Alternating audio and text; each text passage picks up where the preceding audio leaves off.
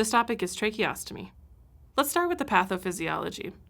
A tracheostomy is a surgical opening that's made into the trachea via the neck, and it's made for the insertion of a tracheostomy tube. You can see here in this image, the white tracheostomy tube here is sitting inside of the trachea, and then the other end of the tube comes out through the neck to the other side of the body so that we can connect things, give oxygen there. Indications for a tracheostomy would be like an unstable airway or a prolonged need for mechanical ventilation. Examples of an unstable airway are times when there's so much swelling or edema that we wouldn't be able to put an endotracheal tube in, an ET tube. For example, angioedema, a medication side effect, or anaphylaxis, or other things like a tumor that would be obstructing, or a foreign body that would be obstructing, or some type of severe throat infections. These are instances when we want to protect the airway by putting in a tracheostomy tube because we're not sure that the patient can breathe air in and out themselves. When it comes to prolonged mechanical ventilation, this is usually someone who's sick in the ICU for a long time, and after a few weeks they decide, you know what, we need to continue mechanical ventilation, but the ET tube is associated with side effects. Let's get that ET tube out and let's put in a tracheostomy so we can still provide mechanical ventilation. Those are the two scenarios where you'll see this device. Complications include aspiration, same as an ET tube. You have secretions in your mouth and your nasal passages, and when you're not able to pass air up out of your mouth and nasal passages, those secretions are going to pool down in your throat. And if they go down there close to the tracheostomy tube, they can slip lower and go into your lungs. We have a risk of infection. There's also the risk of bleeding at the site. We could have an obstruction if we have really thickened secretions that block the tube. Also dysphagia, having that tube in there makes it more difficult to swallow. And then of course, having any sort of medical device in your throat, there's risks of things like tracheal stenosis or necrosis, damage to that tissue. Clinical features of the tracheostomy tube, they generally have an inner and an outer cannula. The outer cannula is going to be that part that sits inside of the trachea, so it's smaller than the diameter of the trachea. And then there's the inner cannula, which you can kind of think of as a lining. It's like kind of like a tube inside of a tube. The inner cannula is really helpful because, again, the worst thing that can happen is the tube is blocked because that's their primary airway. So the inner cannula is nice because you can pull it out, give it a good cleaning to remove any secretions from it, and then put it back in. So the inner and outer cannula work really well together to maintain that airway. The obturator is a very temporary device. As you can see, the tracheostomy tube itself is blunt on the end, but the obturator is pointed. So when you're actually inserting that tube, the obturator is inside of the tube and it helps to guide it into the throat. Once it's placed in the throat, that obturator has to come right back out. Its only purpose is to guide it. So if it's in the tube, air is not passing in the tube. So it's very temporary. Take that right back out after you insert it. You can also see in this image where it says inflated cuff. So tracheostomy tubes can be cuffed or cuffless, and the cuff is super important because when it's inflated, it ensures that any air we're putting into the tracheostomy tube is going to be directed down towards the lungs. When you don't have it inflated, you can imagine like if the tracheostomy tube is a straw and it's in a bottle, you can blow all the air you want into the tube. The air is going to come back out of the bottle because it's not sealed. So the tracheostomy cuff serves as like a little donut. It surrounds the tube, and then when it's inflated, it presses against the walls of the trachea. This helps to occlude it so that secretions aren't as able to drip down around the tracheostomy tube. So it's really important because secretions stay out, and then the air we're putting in the tube doesn't come out the upper airway. It stays down, it goes towards the lungs. So we can't control mechanical ventilation or manual ventilation with like a bag valve. That the nurse would use with their hand to do it. We can't control that unless the cuff is inflated because the air can escape upwards. So that cuff is really important for ventilation. A deflated cuff is helpful because later on as the patient's healing and they're kind of weaning off, the deflated cuff makes it easier to swallow, and then also allows air to move upwards from the tube, and air can move over the vocal cords. So speech is possible when you have air moving up over the vocal cords. You can also note here there's something called the balloon. That balloon is an indication of whether or not the cuff is inflated. When the balloon is puffy, that means there's air in the system and the cuff's inflated. When the balloon is flat, the cuff is flat, the cuff's deflated. You never put anything but air into that cuff. Next up, nursing interventions. So these are the ways we support the patient around their illness. One of the most important things that tracheostomy patients experience is this anxiety. It's very strange to wake up and basically be breathing through a wide straw. It's scary. It's harder to pass air quickly in and out of your lungs. It's very anxiety producing. So as nurses, it's our job to make sure we educate the patients, explain to them what they can expect, what's normal, how we're going to support them, and help manage their anxiety. Also, managing secretions is super important. It can affect the airway staying open. Oxygenation and humidification, this is all done at the bedside. So you kind of coordinate usually with respiratory therapy and the provider's prescription to decide, like, do they need oxygen? How much air is mixed with that oxygen? And then what device are we using to administer the oxygen? And also realizing that because the tracheostomy tube is placed in the neck, we're bypassing the nasal passages and the mouth and the upper airway, which means that the warmth and the humidification that would normally be added to the air as it goes through the trachea from the upper airways isn't there. So we need to provide some kind of humidification. Otherwise, the air is going to be much drier than it normally is when it enters the trachea, and it's going to be irritating. So as the nurse, we need to make sure we're maintaining humidification as well.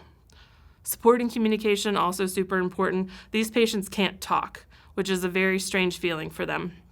Sometimes they'll try to mouth words, but lip reading has never been a strong suit of mine. One of the best ways you can communicate is through a communication board. It uses images, so even if you don't have a board that uses the language that the client uses, you can still kind of get across the meaning here. Like you can communicate easily, like, hey, it's too cold in the room. Can you turn the temperature down? You just point at that picture. Or, hey, I need to go to the bathroom. You can point at the toilet. And there's a pain scale on the side. There's letters at the bottom if you need to spell something out. Other common ways patients like this will communicate is just piece of paper and a pencil, or people will type out on their phone something that they need. But for patients like maybe those with Parkinson's who aren't able to write or use a phone like that, these pictures are super helpful. So keep in mind a communication board if you're having a hard time with that. Also, it's really important that the nurse maintain the tube patency. We'll talk more about suctioning here, maintaining the cuff, keeping an eye on that balloon, knowing when that cuff should be inflated or deflated, maintaining the status of that, maintaining skin integrity. There's so many secretions and so much moisture that happens around the site of the tracheostomy tube, and that moisture collecting on the skin can really break down the skin and cause wounds there. So it's our job to cleanse it, to keep it dry, to put the appropriate dressing there, and then also nutrition. These patients are not able to eat normally, especially in the beginning.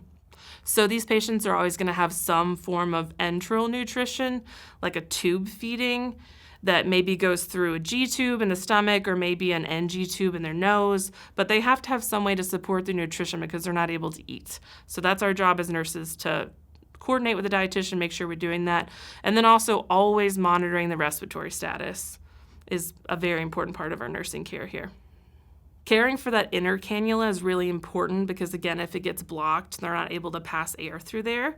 So one of the things we want to do is clean that inner cannula 2 to 3 times per day. It's really easy. You kind of like twist it to unlock it, and is pulled out of the outer cannula. And then you can soak it in some saline and use one of those scrub brushes to clean it out. And then make sure it's dry, and then go ahead and put it back in the outer cannula, twist to lock it so that it stays in place, and keep it in there just like that. If it's a disposable inner cannula, you can just toss it out and then replace it with another disposable inner cannula to ensure that we're maintaining a tube patency in the inner cannula. Also maintaining the tracheostomy tapes or ties or straps, they go by different names.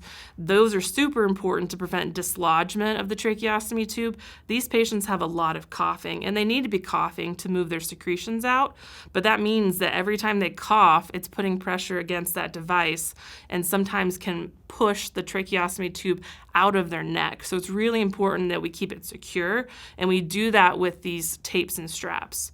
So you just want to make sure that when you're changing out these straps, you're always holding the tracheostomy tube in place. It's your job anytime you disconnect it to make sure it doesn't go flying across the room. When you're doing this, apply minimal pressure to the flange. That's that oval part you see in the image that helps to anchor the trach ties to the tracheostomy tube. So just be careful with that flange. You can hold on to it, but don't apply too much pressure to it. It's sensitive.